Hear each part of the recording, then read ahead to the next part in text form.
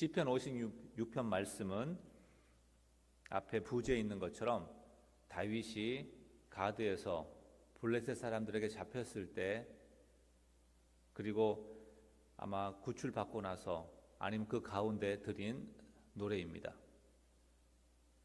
다윗이 사울 왕의 핍박을 피하여서 이제는 이스라엘 땅에 있을 곳이 없다 생각하여서 블레셋 땅으로 도망을 합니다. 그런데 거기서 블레셋 사람들에게 잡힙니다.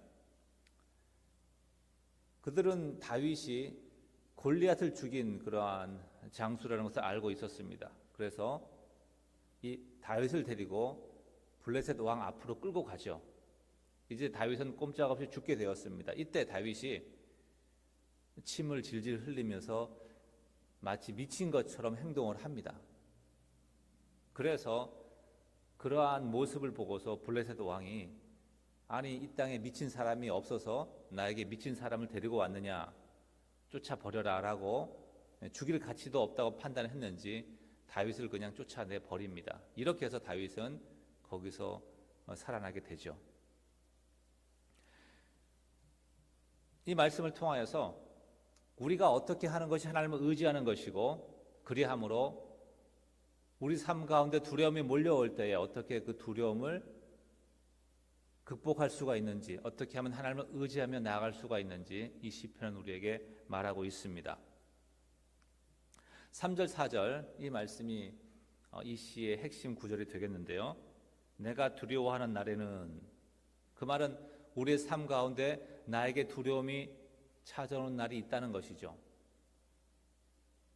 어쩌면 항상 두려움 가운데 사는 그런 상황이 있고, 때로는 두려움이 몰려올 수도 있습니다.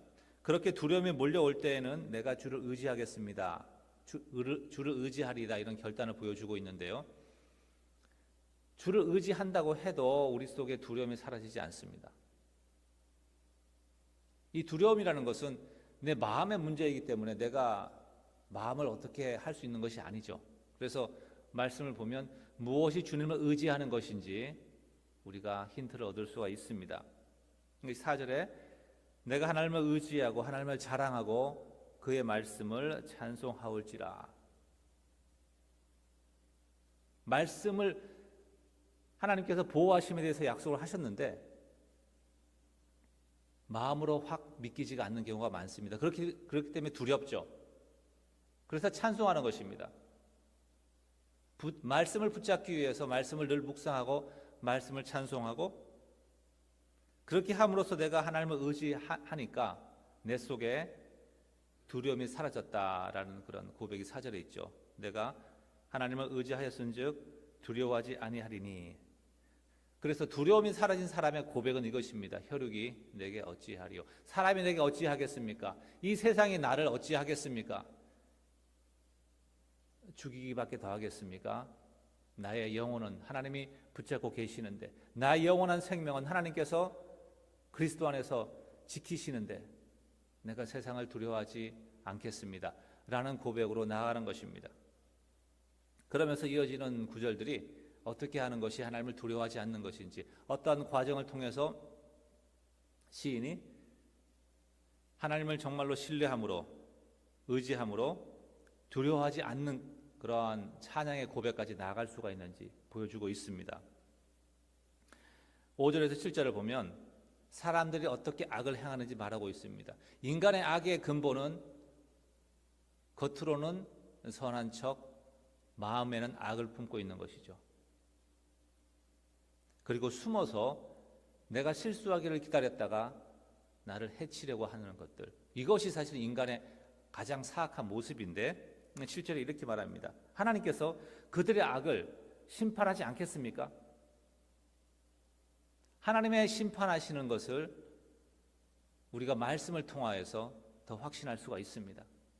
그러므로 두려움이 몰려올 때에 공의로우신 하나님, 그분께서 반드시 모든 것을 판단하시고 심판하신다는 사실을 기억하시고, 그러면서 하나님께 기도함으로 나아갑니다. 8절에 내가 방황하는 그 모든 날들, 내가 아파하는 모든 날들을 주님께서 계수하셨으며 카운트하셨으며 나의 눈물의 기도를 주님이 다 보지 않으셨습니까?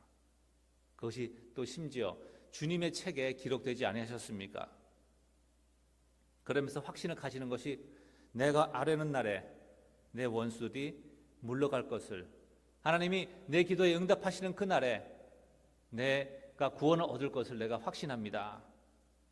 그렇게 되면 정말 내가 하나님이 내 편이신 줄 내가 알 것 같습니다. 아니면 그렇게 고백하는 것이죠.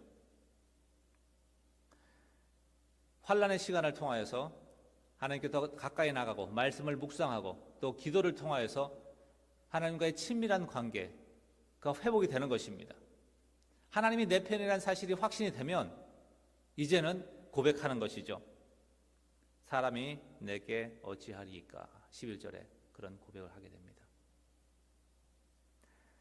그래서 12절에 내가 주께 서원함이 있사온즉 내가 주께 감사제를 드리리니, 하나님의 구원을 경험할 때에, 그 구원의 확신이 있을 때에, 이것이 구원을 경험한 다음에 감사제를 드리는 것인지 아니면 구원의 확신을 주셨을 때에 미리 감사제를 드리는 것인지는 분명하지가 않습니다.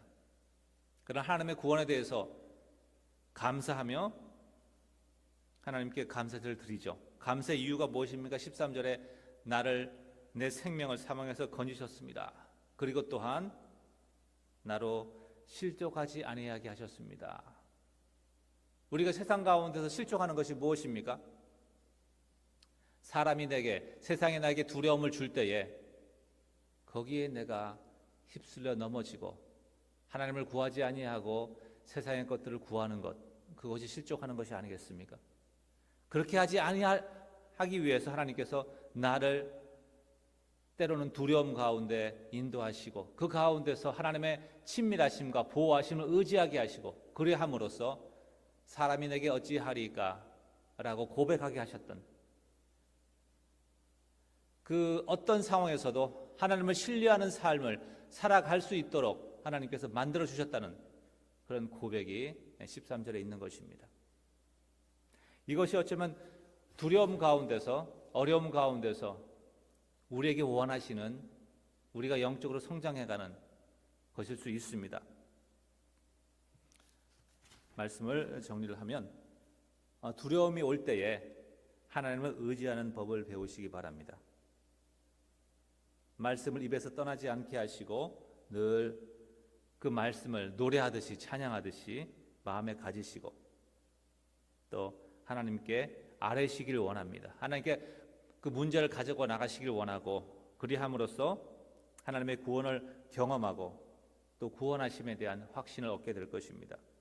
그러한 하나님이 내 편이라는 확신이 들게 되면 세상이 내게 어찌하겠는가 라는 그러한 담대한 믿음이 생기는 것입니다. 그때 우리는 하나님께 감사할 수가 있습니다. 기도하십니다.